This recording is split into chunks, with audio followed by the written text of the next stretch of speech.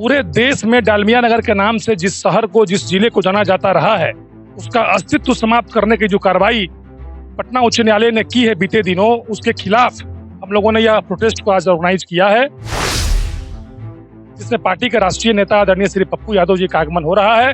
और ये पहली बार नहीं हो रहा है कि पप्पू यादव के कार्यकर्ता लाठी गोली से डरने वाले नहीं है। लाठी गोली खाके के हमारे नेता यहाँ तक पहुंचे हुए हैं। जिनको डर लगता होगा लाठी और गोली से वो अपने घर में बैठ के छुपे रहे। मैं कहना चाहता हूं कि जर, जोरू और जमीन की लड़ाई के लिए जितना संघर्ष करना होगा हर उस व्यक्ति को करना चाहिए। मैं अभी सासाराम के डेहरी में मौजूद हूँ और यहाँ पर देख सकते हैं कि डेहरी बंद को लेकर जाप कार्यकर्ताओं के द्वारा यहाँ पर देख सकते हैं कि यहाँ पर तमाम जाप के कार्यकर्ता यहाँ पर मौजूद हैं और जाप के जो नेता हैं समीर दुबे भी यहाँ पर मौजूद हैं। मैं इन लोगों के तमाम मुद्दे पर मैं बात करूंगा और जानने का प्रयास करूंगा कि आज जाप पार्टी के कार्यकर्ताओं के द्वारा डेहरी बंद का ऐलान किया गया है। और मैं बता दूं कि यहाँ पर 1471 मकानों को खाली कराने का उच्च न्यायालय के द्वारा आदेश दिया गया है और जिला प्रशासन के द्वारा 2 तारीख को खाली कराने के लिए यहाँ पर आदेश जारी कर दिया गया है। और 2 तारीख तक अगर यहाँ पर क्वार्टर को खाली नहीं किया जाता है तो जिला प्रशासन के द्वारा बुलडोजर भी चलाया जाएगा। कुछ देर के बाद यहाँ पर जो जाप के सुप्रीमो हैं पप्पू यादव, जो गरीबों के मसीहा माने जाते हैं, जो दलित, अति पिछड़ों या जहां पर शोषित लोगों के लिए आवाज बनकर लगातार वो सामने आते हैं और आज पप्पू यादव डेहरी आ रहे हैं और क्वार्टर के लोगों के समर्थन में आज यहाँ पर डेहरी में जाप कार्यकर्ताओं के द्वारा बंदी किया गया है। क्या कहिएगा, किस तरह से, क्यों आप लोगों के द्वारा बंदी किया गया है डेहरी? सबसे पहले तो मीडिया दर्शन को मैं धन्यवाद देता हूँ कि आप इतने ज्वलंत मुद्दों को कवर करने के लिए, जनहित के मुद्दे पे संघर्ष कर रहे साथियों को समर्थन करने के लिए आप सासाराम से चल के डेहरी आए हैं।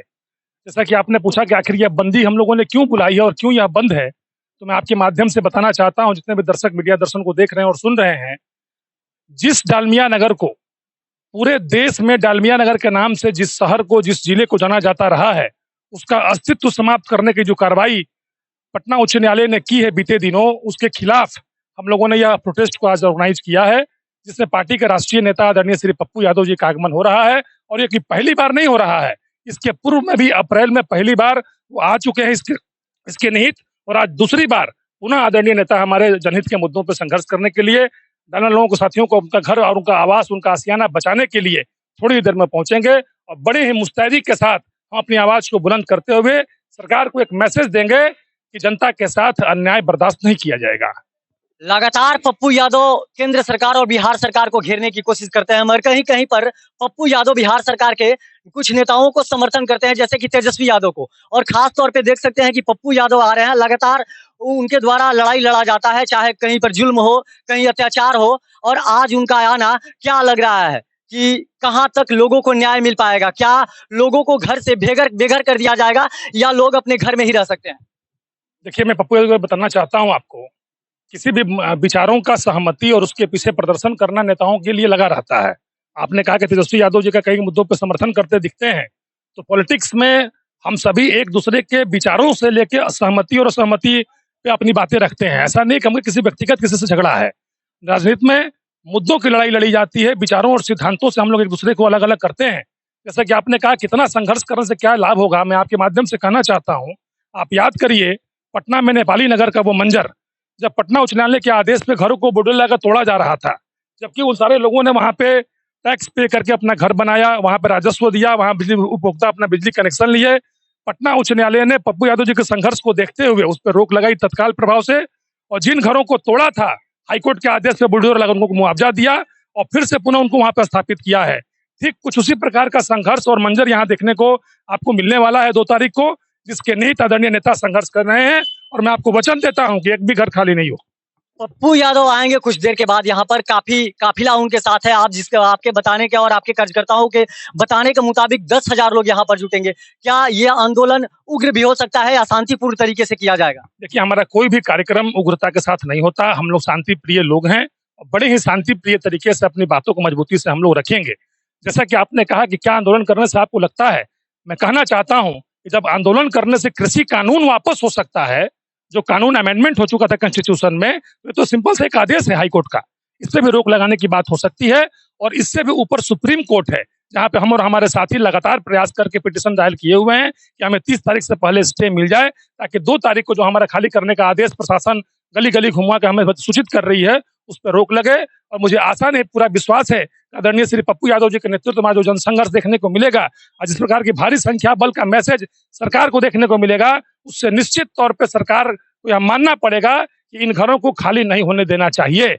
फिलहाल कुछ दिन पहले भारतीय जनता पार्टी के कार्यकर्ता 13 देखे होंगे कि 13 जुलाई को पटना में उतरे होते, जिस तरह से बिहार सरकार के द्वारा बर्बरता से उन लोगों को पीटा गया। क्या यही मंजर यहाँ पर भी हो सकता है? बिहार सरकार के फिर पुलिस के द्वारा यहाँ पर हो सकता है कि पप्पू यादव के कार्यकर्ताओं को दौड़ा कर पीटा जाए तो? देखिए, पप्पू यादव के कार्यकर्ता लाठी गोली से डरने वाले नहीं है। लाठी गोली खाके के हमारे नेता यहाँ तक पहुंचे हुए हैं। जिनको डर लगता होगा लाठी और गोली से, वो अपने घर में बैठ के छुपे रहे।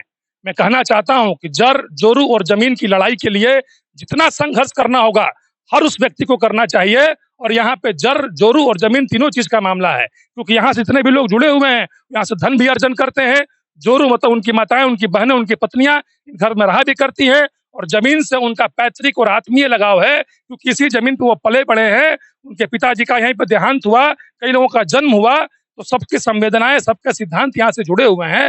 और मैं आपको वचन देता हूं कि बड़े ही मजबूती तरीके से लाठी गोली की चिंता को ना करते हुए प्रोटेस्ट होगा। और आप देखिएगा, जितनी लाठी गोली है, सब बर्दाश्त करने की क्षमता नेताओं और कार्यकर्ताओं में है। जब घर ही नहीं रहेगा, जब आसियाना ही नहीं रहेगा, तो लाठी गोली खा के भी क्या फायदा है?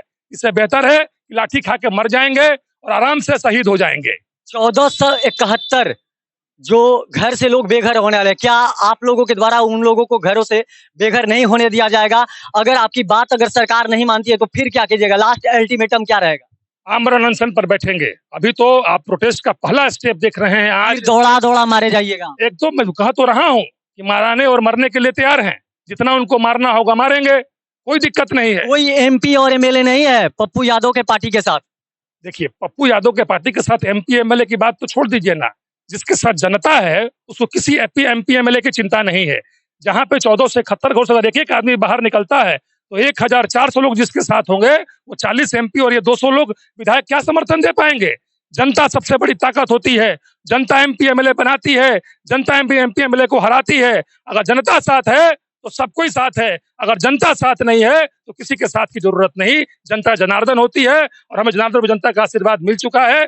थोड़ी देर में आप देखिएगा ना मंजर, अभी आपको समझ में आ जाएगा कि एमपी एमएलए की ताकत बड़ी होती है कि जनता की ताकत बड़ी होती है। लगातार हक और हुकूक के लिए पप्पू यादव लगातार लड़ते रहते हैं, और बिहार में नहीं अन्य राज्यों में भी। और देख सकते हैं कि पप्पू यादव के जो कार्यकर्ता हैं यहाँ पर भारी संख्या में मौजूद है। और मैं बता दूं कि समीर दुबे हैं जो डेहरी विधानसभा से प्रत्याशी रह चुके हैं, और इनके साथ भी काफी काफिला है। और ये हक दिलाने के लिए यहाँ पर 1471 जो घरों के लोग हैं बेघर न हो सके, इन्हीं के लड़ाई लड़ने के लिए आज यहाँ पर डेहरी बंद का इन लोगों के द्वारा ऐलान किया गया। अब देखना यह होगा कि क्या सरकार इनकी बातों को मानती है या नहीं मानती है। फिर इनको दौड़ा कर बिहार सरकार के पुलिस के द्वारा बर्बरता से कहीं पीटा ना जाए। बाकी तमाम आप ऐसे ही खबर देखने के लिए हमारे साथ बने रहिए। तब तक के लिए हमको दीजिए इजाजत। लगातार इस खबर पर हम बने रहेंगे। धन्यवाद।